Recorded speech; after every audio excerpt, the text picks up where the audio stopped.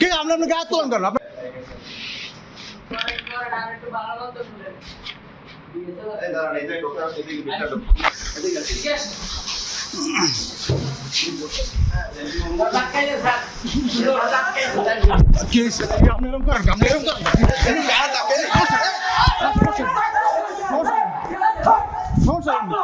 সমস্যা কি